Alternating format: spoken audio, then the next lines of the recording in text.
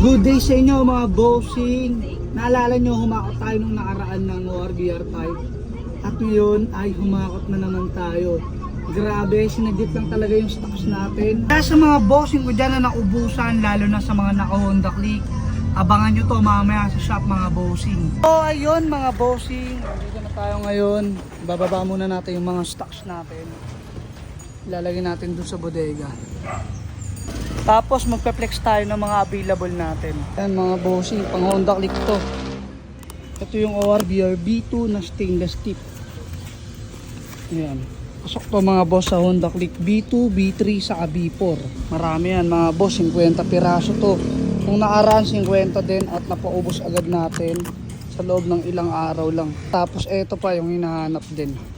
ORBR B2 rin, pang M3 naman to. Pwede yan sa New Gear, Mio Grabis, MSI 125, Pasio. 40 plus naman yung M3 natin dyan. Meron din tayong Mio, ayun. Ito, mga Honda Beat natin mga boss. Marami-rami din yan, ayun, dalawang layer. Ito na pa ba? Kaya meron din tayong blue tip na Mio. Ayan, version 10. Available na ulit yung ORBR pipe natin dito sa shop. Dasma Cavite, ipin nyo sa map KCC Motor Parts Sampaloc.